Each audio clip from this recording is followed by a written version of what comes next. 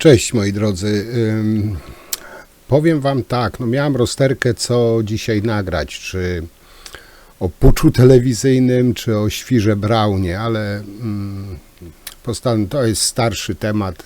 Postanowiłem o Braunie, mam nadzieję, że mi wybaczycie, że póki co na razie o telewizji nie nagrywam, chociaż też jest o czym.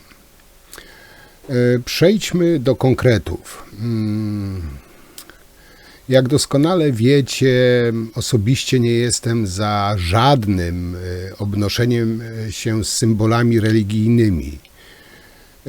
Czy to są krzyże, czy świeczniki, czy inne bożki, nie wiem. Drażnią mnie tak samo krzyże w szkołach, jak świeczniki w Sejmie. Bo tak naprawdę, no po co? Przecież chyba można wierzyć po cichu, czy trzeba się z tym wszędzie obnosić. I tutaj oczywiście nie popieram sytuacji z Braunem, chociaż wielu jest zachwyconych. Tylko tutaj jest też pytanie, czy równie by byli zachwyceni, jakby inny idiota gaśnicą zgasił świeczkę, nie wiem, katolicką, tak to w przenośni nazwijmy. Powiem wam tak, nie jestem zwolennikiem takiego rozwiązywania sytuacji. Sam też krzyży nie palę, nie z gaśnicą jak pojebany nie latam i nie gaszę świeczek kościelnych.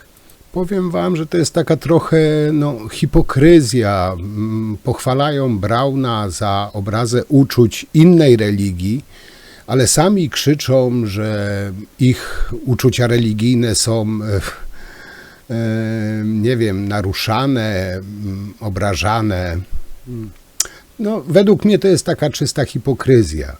Ja jako osoba niewierząca, nie wolno mi głośno chyba mówić o tym, co myślę na temat symboli religijnych. Gdybym tylko, nie wiem, publicznie mówił, również bym został wygnany, nie wiem, w przysłowiowy czarny bór za obrazę uczuć religijnych, bo jak wiecie, katolicy szczególnie są uwrażliwieni, ich uczucia religijne wszystko obraża. Tylko tak naprawdę co z uczuciami niereligijnymi osób niewierzących, czy im, nie wiem, się nie należą? Można obrażać, powiedzmy, osoby innej wiary, czy osoby niewierzące, ale nie można obrażać uczuć religijnych katolików. Ale dobra, przejdźmy do tego świra.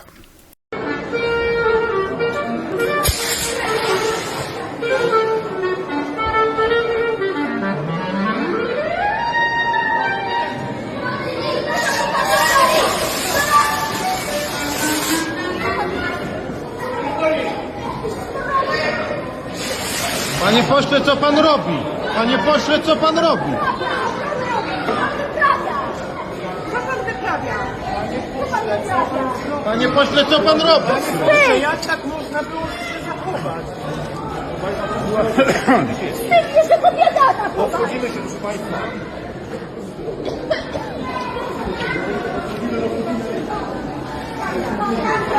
Panu nie wstyd, co pan robi? Naprawdę wstyd z pana.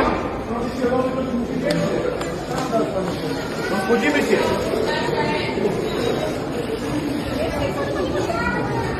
Dlaczego pan to zrobił? Nie wchodzimy tam. Państwa, zejdźcie na dół. Zejdźcie na dół. Proszę zejść na dół, proszę państwa, zejście na dół, się musi przewietrzyć.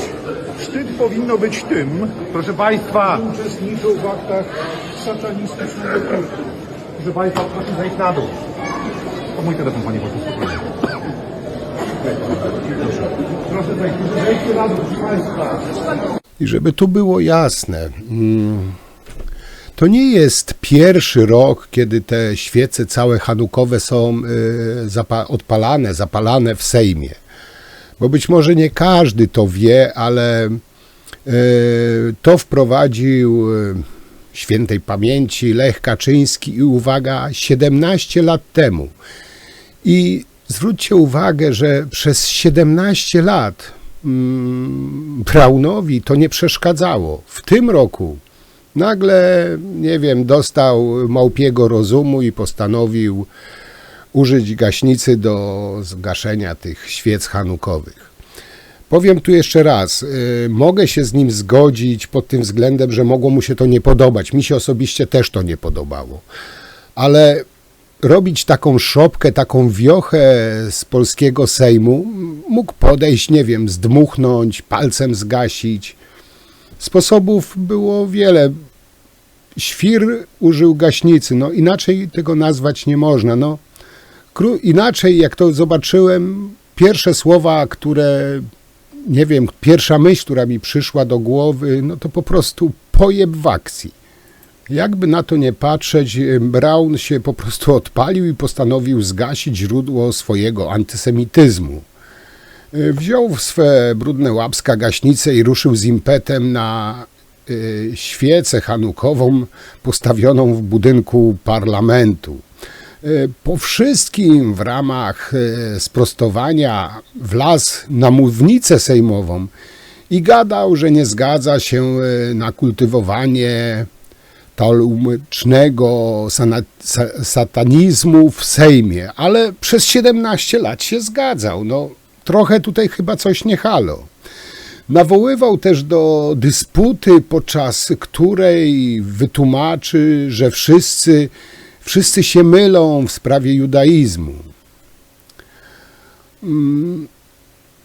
Po prostu ostra, nie wiem, niebezpieczna kurwica w wykonaniu pięknie mówiącego, przerysowanego niczym w komiksie po prostu świra, bo inaczej tego nazwać nie można. Panie pośle, w jakim trybie? W trybie sprostowania zostało wymienione moje nazwisko w kontekście niewątpliwie zmanipulowanym. Bardzo proszę w trybie sprostowania. W trybie sprostowania, Wysoka Izbo, nie może być miejsca na akty rasistowskiego, plemiennego, dzikiego, talmudycznego kultu na terenie Sejmu Rzeczpospolitej Polskiej. Jak rozumiem, przez zebranych przemawia ignorancja. Nie jesteście Państwo świadomi przesłania treści tego aktu zwanego niewinnie świętami Panie pośle, bardzo Hanuka. proszę odnieść się do słów, które Jest to- pana dotyczyły, jeżeli pan Panie wypowiada się w marszałku, trybie sprostowania. Panie marszałku, przypisano mi tutaj pobudki rasistowskie, gdy tymczasem ja właśnie przywracam stan normalności i równowagi, kładąc kres aktom satanistycznego, talmudycznego, rasistowskiego triumfalizmu, Bardzo dziękuję, ponieważ panie tak jest pośle. przesłanie tych świąt. Bardzo Wyzywam dziękuję. Państwa na dysputę teologiczną. Chętnie podzielę się informacjami, które Panie do Państwa pośle, bardzo nie dziękuję. dotarły. Proszę zejść z mównicy.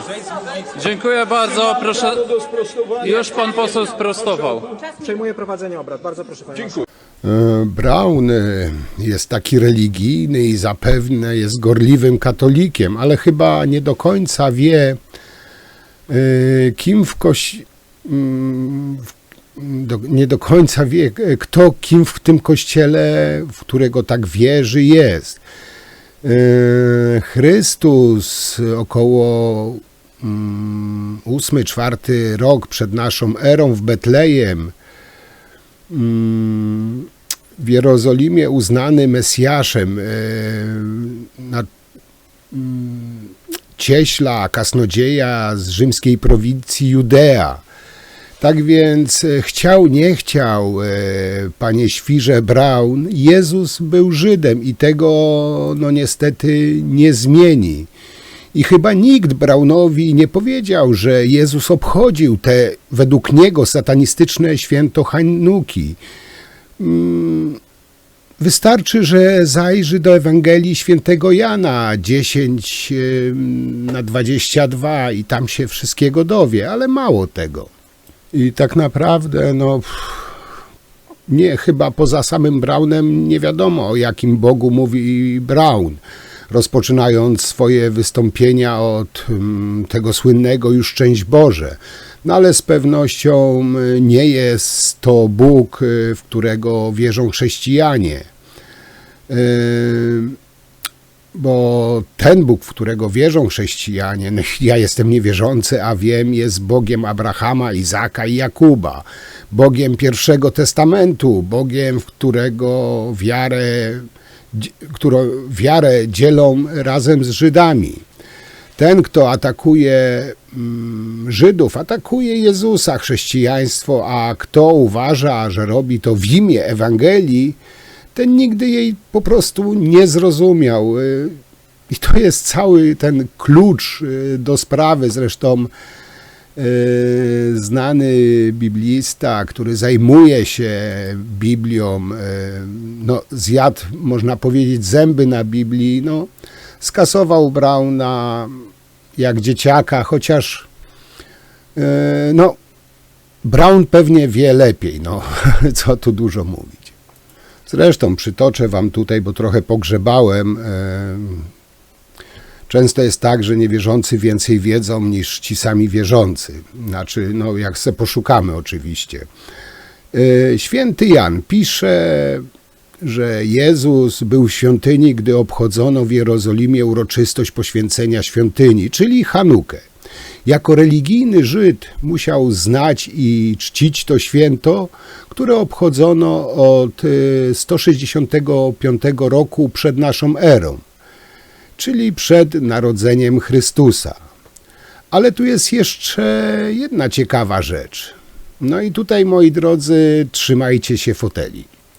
Otóż Pismo Święte wyraźnie zakazuje świętowania pogańskiego, święta przesilenia zimowego, czyli naszego rodzimego Bożego Narodzenia i stawiania choinki. No ale to naszemu religijnowi Braunowi, czy tym naszym polskim katolikom to oczywiście nie przeszkadza, bo wybierają tylko to, co jest najwygodniejsze, co im pasuje. Z kolei w Księdze Jeremiasza, rozdział 10, możemy znaleźć taką przestrogę. Nie przyswajajcie sobie postępowania narodów, czyli pogan. Poganie to osoby, no wiecie, niewierzące. Polacy byli poganami, bo mieli swoich bogów. Zresztą sam jestem poganem według Kościoła, którzy wyrąbią drewno w lesie i zdobią je srebrem i złotem, czyli choinka. Umocowują za pomocą gwoździ i młotka, by się nie chwiało.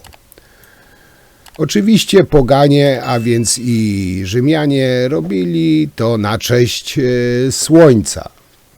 Dokładnie to samo robił cesarz Konstantyn, który przeszedł na chrześcijaństwo w IV wieku, a pod jego wpływem chrześcijanie przekształcili Chanukę w Boże Narodzenie i zaczęli świętować słońce pod postacią Chrystusa.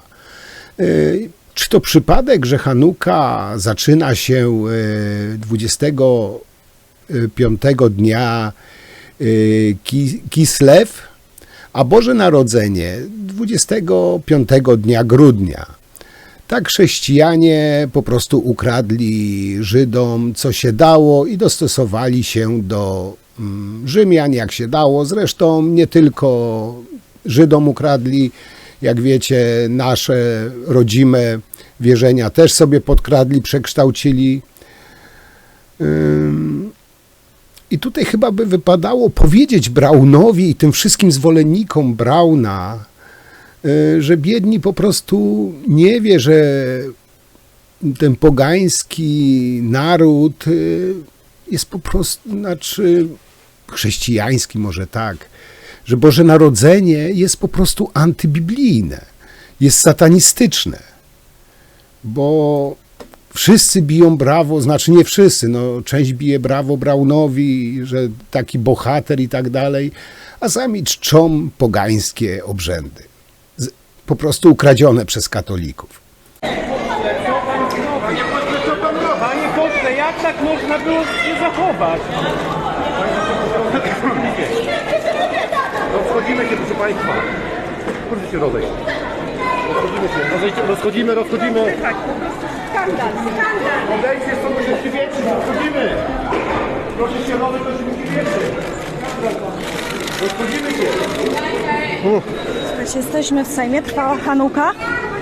Pan poseł Braun Państwo, nie wchodzimy tam. rozpylił Zejście na gaśnicę. to, musi przewietrzyć. Zejście na to. Gaśnicę. Proszę zejść na to, proszę Państwa, zejście na to, musi przewietrzyć.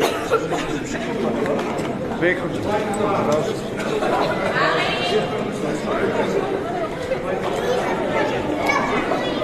Jodule mata, bo. Wejdźcie lepiej tutaj do tego wejdźcie. Bo wyjdźcie, no. Gdzieś tą gaśnicą, bo mówili, że jest to tak stycznie.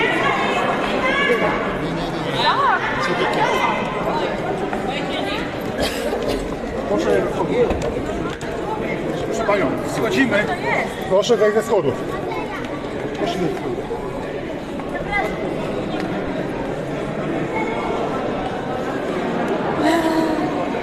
Szanowni Państwo, przed chwilą był incydent. Pan poseł Braun podczas trwającej Hanuki odpalił gaśnicę. Użył gaśnicy, aby, no nie wiem, w fakcie po prostu zaprzestania tego święta jest pan poseł Braun.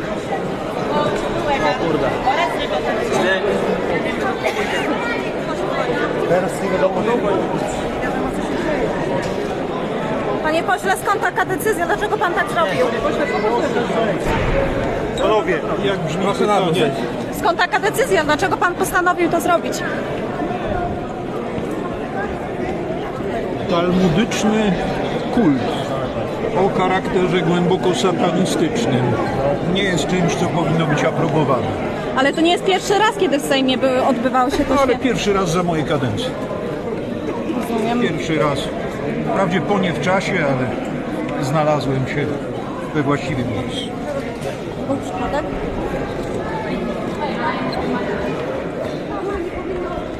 Pozwolić doprowadzę o dzieci stanowiącego się do używania.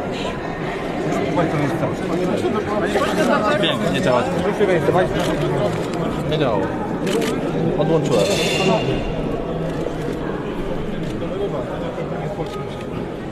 Chce Pan wyzwać na debatę dotyczącą przesłania tego ohydnego satanistycznego kultu. Święto Hanuka jest świętem żydowskiego, rasistowskiego triumfalizmu. Czy Panu znane są te rytuały? Jest nawet świeckim świętem Widzę, że jest Pan wbrew pozorom, chcę wierzyć, że ma Pan najlepszą wolę, więc jeśli występuje Pan z najlepszą wolą, Tak, to chciałbym jest się Pan dowiedzieć. kompletnym ignorantem. A pan jest kompletnym rasistą i Wręcz satanistycznym. to Hanuka jest świętem rasistowskiego triumfalizmu nad niewiernymi. Proszę Państwa, przechodzimy, to jest droga ewakuacyjna, proszę zejść ze schodów. Schodzimy ze schodów. Schodzimy ze schodów, to jest droga ewakuacyjna. Na górę, nie stoimy na schodach, idziecie Państwo na górę. Idziemy na górę, proszę Państwa, wchodzimy na górę, nie stoimy na drodze ewakuacyjnej, na górę wchodzimy. Nie działa.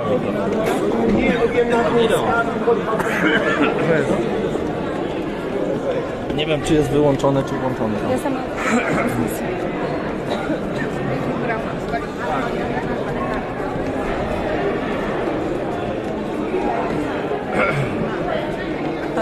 A też się napychałem.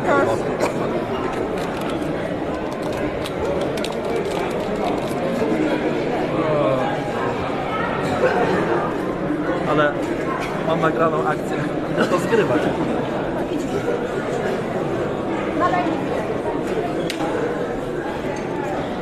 Wszystko wyłączyć.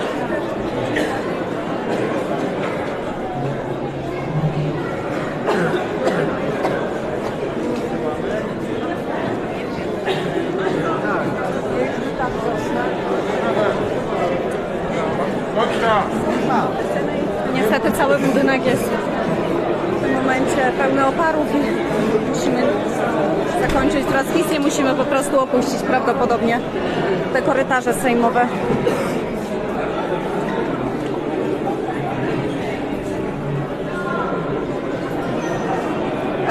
Widzę, że są pytania, co się stało. Trwała Hanuka w polskim Sejmie. Przyszedł pan poseł Braun, uchwycił gaśnicę i rozproszył ten proszek centralnie na tych, którzy świętowali, na tych wszystkich, którzy byli w tamtym miejscu, mówiąc później w komentarzu, że jest to święto satanistyczne i to była pierwszy raz okazja do tego, aby zaprzestać z jego strony właśnie tego świętowania.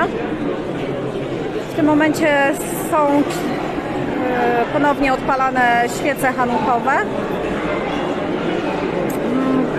Niedługo będzie więcej na naszym kanale TV Polska na YouTubie, ponieważ mamy całe zdarzenie nagrane, także zapraszam na kanały na YouTube'a i za kilka minut powinien się materiał pojawić.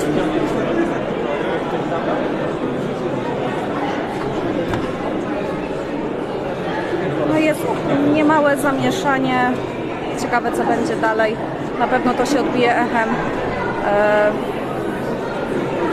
w całej Europie i na całym świecie. Zejdziemy na dół, może uda się nam uzyskać komentarz.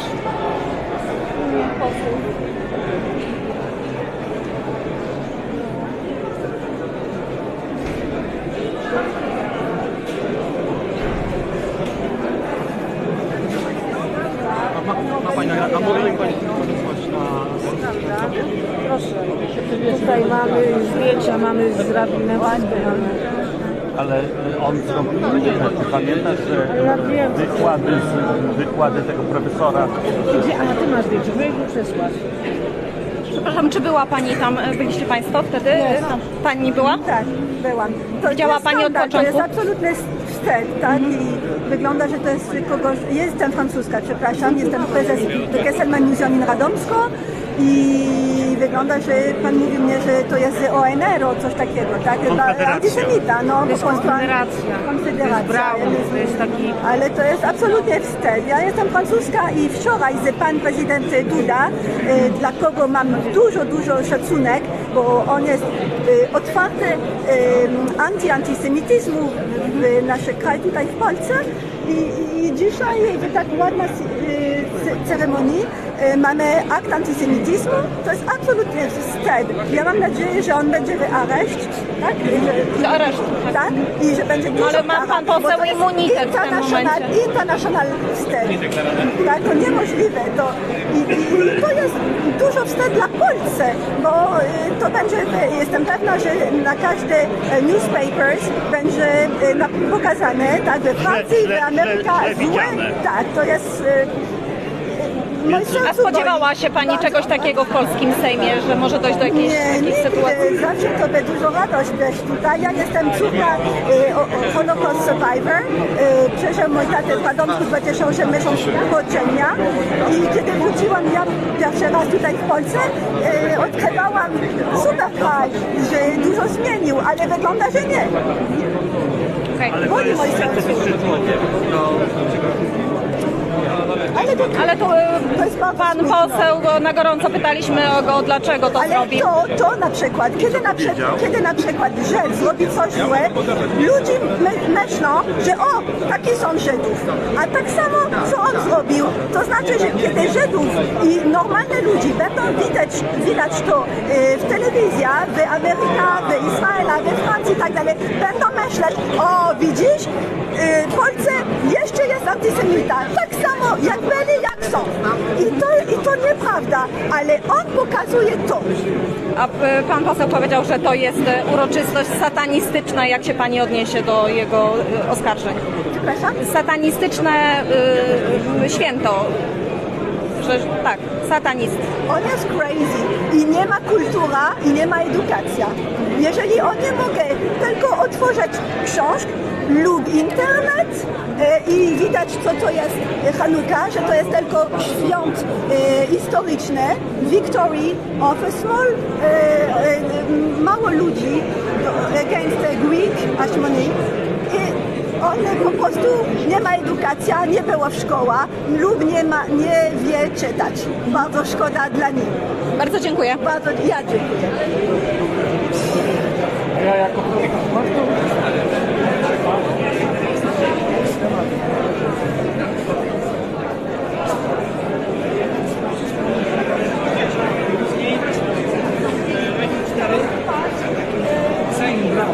Spróbujemy podejść jeszcze raz bliżej tego.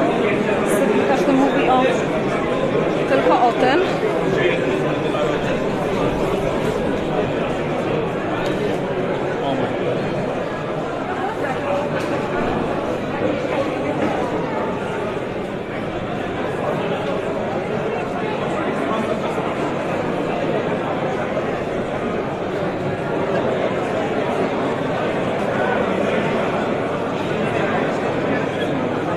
Będziemy kończyć tą relację. Tak jak powiedziałam, będzie cały materiał na TV Polska. Za chwileczkę powinien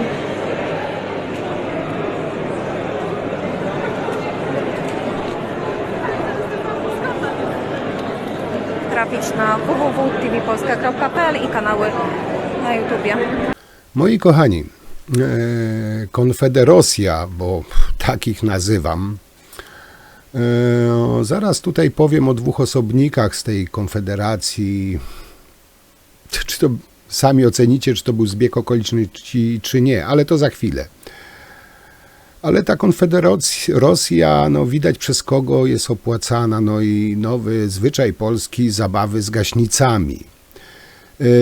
Telus z PiS gasił rolnictwo, pamiętacie, okręcał się tam z gaśnicą gdzieś w polu, a Braun gasi świece w Sejmie.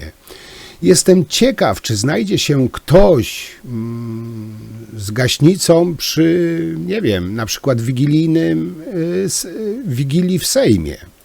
Ogólnie, według mnie, mojego skromnego zdania, w Sejmie nie powinno być żadnej symboliki, jakiejśkolwiek religii. Kiedyś krzyż wieszali w nocy, pamiętacie, na sali sejmowej w nocy powiesili krzyż ukradkiem, żeby, no nie wiem dlaczego, no nie wiem, czy też to wiecie, czy pamiętacie, jeden z tych wieszających krzyż spadł z drabinki, no tutaj go chyba Bóg postanowił pokarać, no i podstawił mu nogę. Powiem wam tak, już to chyba kiedyś mówiłem, ale jestem zdania tego, że osoby piastujące wysokie stanowiska państwowe powinny obowiązkowo przechodzić badania psychiatryczne bez wyjątku. I tutaj chciałbym zadać kilka pytań, które powinny uzyskać odpowiedzi, bo wydaje mi się, że są dość istotne. Mi się nasuwa takie pytanie, czy przebywanie wewnątrz budynku Sejmu jest naprawdę bezpieczne dla życia i zdrowia. Gdzie w tym czasie była Straż Marszałkowska? Jakie konsekwencje poniesie dowódca straży? Jak to możliwe, że poseł świr bandyta atakuje przy pomocy gaśnicy ludzi przebywających w holu pomieszczeń sejmowych? A nikt, no dosłownie nikt nie reaguje. Nikt nie obezwładnił tego świra, a wręcz przeciwnie. Głodni sensacji filmowcy z telefonami, z kamerami w rękach uwieczniają moment ataku świra na kobietę, która jako jedyna przeciwstawiła się temu świrowi. I tak pomyślałem sobie, a co by było, gdyby zamiast gaśnicy ten czy inny świr, psychol miał na przykład, nie wiem, siekierę, pistolet. Wniosek, jaki nasuwa się, to, tak mówiłem, obowiązkowe badania kandydatów na posła w zakresie poczytalności, no bo Braun z poczytalnością ma chyba dość poważne problemy. Kto oprócz tego świra odpowie za tą całą zaistniałą sytuację? Być może się mylę, ale w normalnym kraju, cywilizowanym kraju, taki świr, czy nawet mogę chyba rzec bandyta, nawet z legitymacją posła, zanim wypowiedziałby słowo, leżałby na glebie skuty kajdankami, a zamiast udzielania wywiadu odpowiadałby na pytania funkcjonariuszy policji. No, jednym słowem powiem wam wstyd.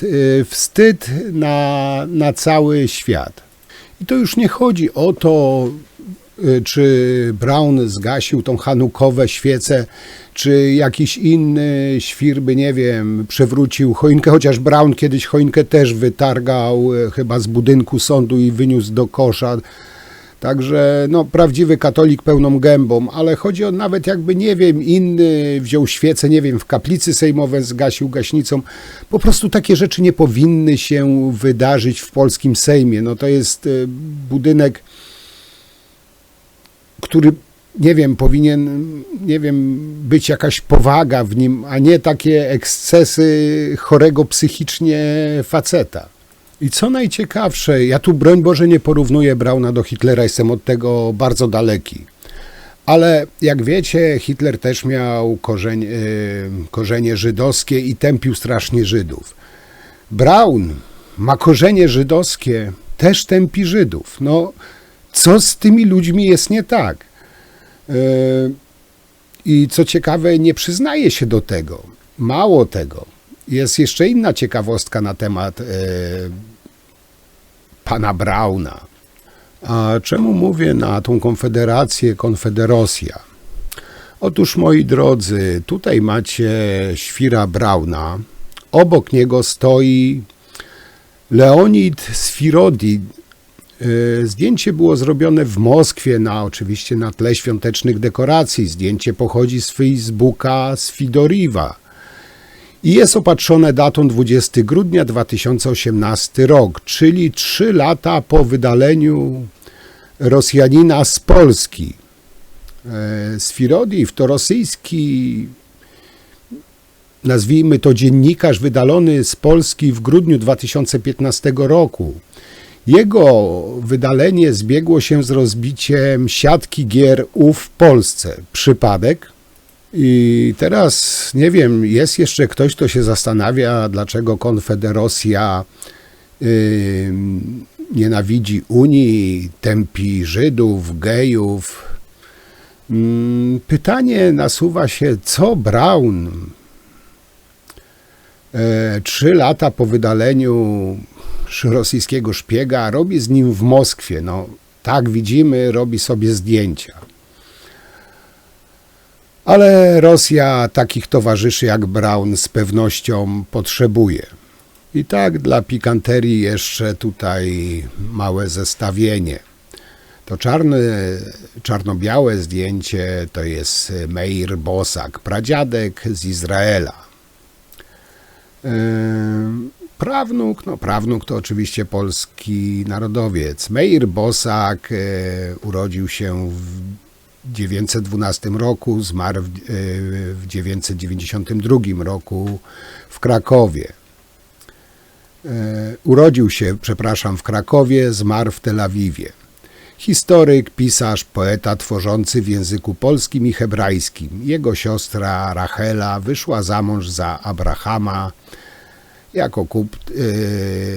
jako kupca drzewnego. W latach 50. dwaj synowie Racheli urzędowo powrócili do nazwiska Bosak, składając wniosek w Urzędzie Stanu Cywilnego w Zielonej Górze. Kolejny pan z korzeniami izraelskimi, zresztą tych panów pewnie jest o wiele, wiele więcej, ale to taki jako ciekawostka. Tak czy inaczej, no uważam, że Braun jest kompletnym świrem, ośmieszył Sejm, ośmieszył Polskę.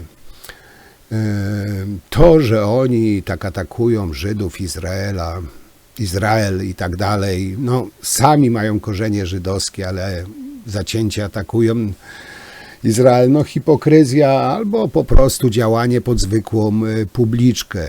Jeszcze raz tu powiem, ja osobiście Nie jestem za paleniem świec chanukowych, które przypomnę wprowadził Lech Kaczyński 17 lat temu. Nie jestem za wieszaniem krzyży, kaplic, modlitw. Od tego są kościoły, cerkwie, nie wiem jakie tam się jeszcze inaczej nazywają.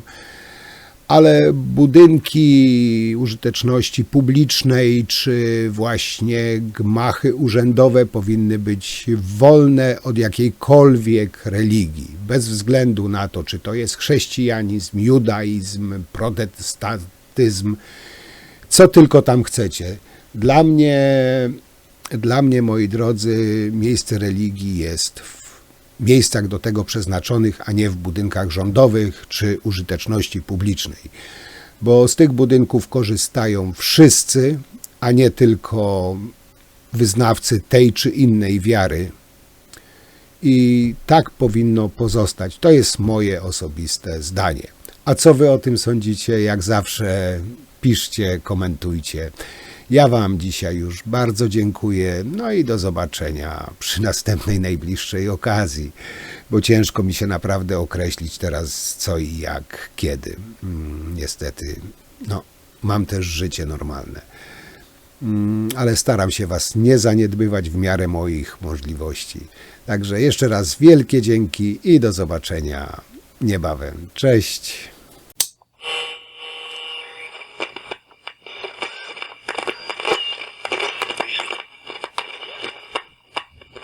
Pracowałem od roku 2016 i pracuję do dzisiejszego dnia dla inwestora notowanej na giełdzie we Frankfurcie spółki HMS Bergbau, która próbowała zbudować za prywatne pieniądze kapitału amerykańsko-szwajcarsko-niemieckiego kopalnię węgla kamiennego w Polsce, wykorzystując istniejącą jeszcze wówczas infrastrukturę kopalni Kropińskiej, która była przeznaczona do likwidacji. Zamiast 200 milionów złotych za infrastrukturę, 5 000 miejsc pracy i 3,5 miliona ton węgla, które dzisiaj byłyby na polskim rynku, budżet państwa wydał 600 milionów złotych na zasypanie i zniszczenie tej kopalni. W roku 2018-2019 prowadziliśmy bardzo rozbudowaną korespondencję z panem premierem, znaczy jednostronną korespondencję może tak, bo nigdy nie spotkaliśmy się z reakcją. Prowadziliśmy korespondencję adresowaną do wszystkich świętych w państwie, pokazując absurd sytuacji, w której państwo polskie niszczy coś, co może służyć rozwiązaniu istotnych problemów i potrzeb społecznych. Wiem, że Agencja Bezpieczeństwa Wewnętrznego prowadziła absurdalne postępowanie, w którym stwierdzono, że zarząd JSW za czasów słusznie minionego reżimu budował i wykonywał inwestycje pod tak zwanego Niemca. A jak wiemy, Niemiec jest dzisiaj bardzo wygodnym tematem. Tak było i tak jest nadal. Kłopot polegał na tym, że wszystkie inwestycje, o których mówiono, skończyły się w roku 1997. Trudno sobie wyobrazić, że ktokolwiek wtedy mógł planować o tym, że się pojawi inwestor prywatny, podkreślam. To miały być prywatne inwestycje finansowane ze środków spoza Polski. Minister Tchórzewski poinformował inwestora, że nie chce, nie potrzebuje tej kopalni. Mimo to udało nam się pozyskać właśnie chyba w roku 2018 decyzję Regionalnej Dyrekcji Ochrony Środowiska na tą inwestycję, gdzie zaaprobowano tą inwestycję, a później Przepraszam, niestety... czy pan senator Bury mógłby wyłączyć swoje urządzenie? A potem tą zgodę unieważniono 2 lata temu i tej inwestycji nie ma. Zresztą to jest kolejny inwestor, który się szykuje do pozwu przeciwko państwu polskiemu, bowiem Ministerstwo Skarbu Państwa w sposób absurdalny najpierw się zgodziło na przeprowadzenie due diligence, to się działo w roku 2020, a następnie po kilku miesiącach przerwało te rozmowy po poniesionych kosztach, po przeprowadzonej procedurze, tuż przed tym, jak miały się rozpocząć negocjacje cenowe, twierdząc absolutnie nieprawdziwie, że to jest sprzeczne z programem, który miał być przygotowany przez Unię Europejską dotyczącą jakby tego procesu dostosowywania terenów likwidowanych kopalni do nowej gospodarki.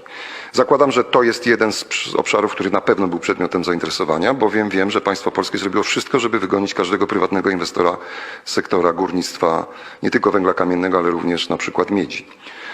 Skończy się to pewnie pozwami liczącymi miliardy złotych, no ale 1 miliard złotych spalonych przez państwo polskie to jest nic, jeżeli liczy się ta misja zasadnicza. Ja nie mam wątpliwości, że wiedza na ten temat, akurat musiałem przekazać informację, przed jakim gremium staję, jaki typ pytań może paść, pan prezes był zdziwiony, ale powiedział: mów prawdę, bo i tak właśnie przygotowujemy działania, które mają na celu pokazanie prawdziwego oblicza rządu polskiego, w jaki sposób wygoniono wszystkich, podkreślam, prywatnych inwestorów z sektora węglowego. Wszystkich. Było 7 dużych projektów, które dzisiaj mogłyby zasypać owe 11 milionów ton braku węgla na polskim rynku. I wszystkie te inwestycje miały być sfinansowane bez złotówki środków publicznych. Wszystkie zostały zniszczone, wygonione. Mamy już pierwszy pozew do arbitrażu ze strony firmy Prayer na 2 miliardy chyba euro. My będziemy wnioskowali o mniejszą kwotę, bo projekt nie wszedł aż tak głęboko w tą fazę realizacyjną, ale to będą również setki milionów euro. I w tym sensie no na pewno to nie buduje prestiżu. I tak powiedziałem, chcę zwrócić uwagę na ten obszar prywatnych inwestorów w sektorze węgla, bo żyjemy w bardzo konkretnym momencie historycznym. I chcę, żeby jasno wybrzmiało, rząd Prawa i Sprawiedliwości przez 7 lat konsekwentnie niszczył wszystkie prywatne inwestycje oparte o prywatne środki, podkreślam, o prywatne środki, na ryzyko i rachunek inwestorów i wszystkich wygonił. Nie ma ani jednej inwestycji, która może być zrealizowana, a dzisiaj nie byłoby problemu dostępności węgla. Dzisiaj nie byłoby problemu tego, że grozi nam zimna zima, jak twierdzą komentatorzy. Podkreślam, na etapie, kiedy firma przeprowadziła due diligence i była gotowa do negocjacji ceny zakupu infrastruktury, którą państwo polskie wydało 600 milionów złotych, żeby zasypać szyby, które można było sprzedać za 200 milionów i mieć 3,5 miliona ton węgla i 5 tysięcy nowych miejsc pracy przez 20 lat. I to jest coś, co jest niezrozumiałe.